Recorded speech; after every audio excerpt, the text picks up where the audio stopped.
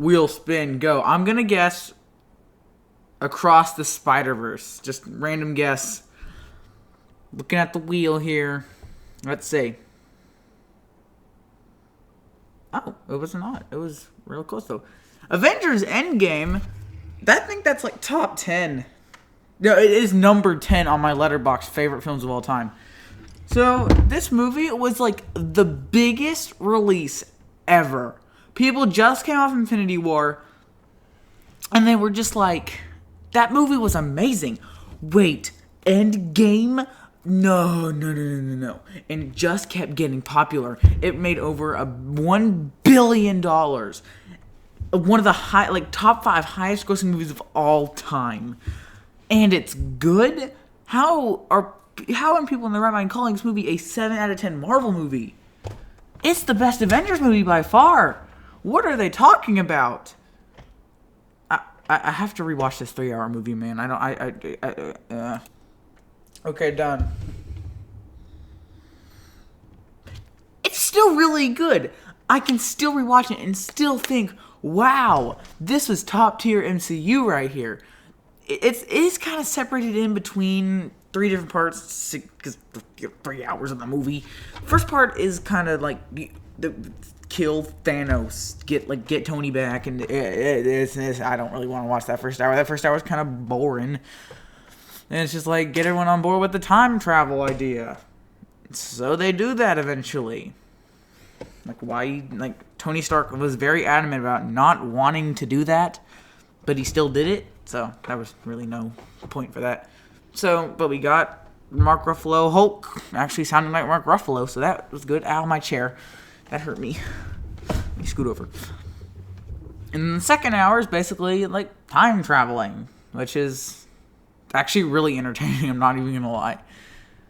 And yeah, but most of that is just like time traveling back, and that's really fun to see. It was emotional when Black Widow died. She's one of the best Avengers. Dang it, And then the third hour is when everything stops being a joke and turns into one of the greatest movie scenes ever.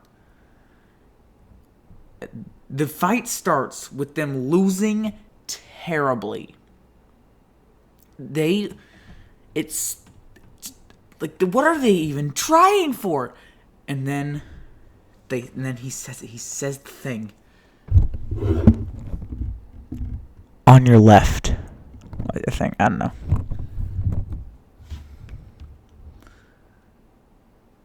Portal's music starts, which is beautiful. Then they all start lining up, and it turns into the Avengers theme with the most beautiful scene in all of the MCU. Spider-Man No Way Home might be a better movie.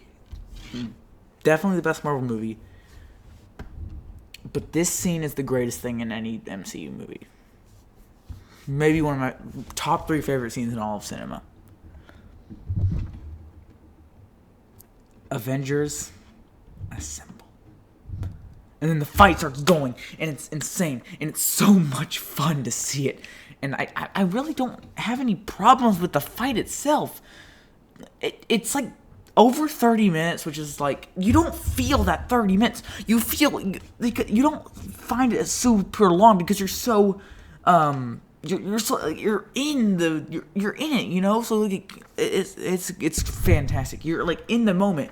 So there's nothing wrong with it. So you're feeling like, oh my gosh, it's already over. And then Iron Man's death is beautiful.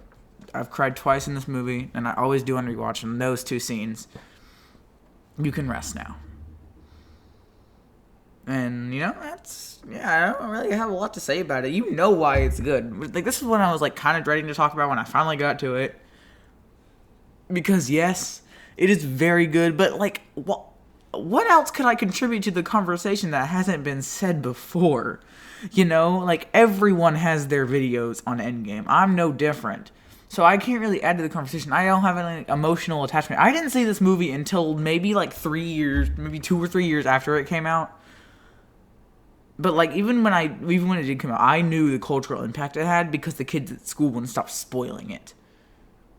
So, I get it. And when I saw it, I was like, this is the best movie ever, you know? So I think it was 2 years after, because I remember seeing, yeah, it was maybe like a year or two after, because I remember seeing this before No Way Home, because I remember seeing Far From Home after, and so yeah, I was like a year or two. So yeah, it's a really good movie. I had so much fun with it. I always do. It's always worth a rewatch. I'm sorry this one's a little short, but like, what else can I really say? It's a phenomenal movie. So yeah, that's pretty much it. If there's anything I forgot to talk about, catch me live here on YouTube. You turn your notifications on and all, and you put in my comments, hey, Jack, talk about this movie more. And boom, you've got me. I'll talk about it. Also, if you have a movie that you want to see me talk about, like the Thor Ragnarok video, that is not on my favorite movies of all time list. Someone came to me at school, one of my best friends, of course, the homies. He said, I noticed you be like, I think that's when the Cars 2 video came out. I said, oh, you like Cars 2, huh? And I said, yeah. And like, he's looking at his watch. I was like, well, you want to talk about Thor? Like I said, you want me to talk about a movie? He said, yeah, Thor Ragnarok.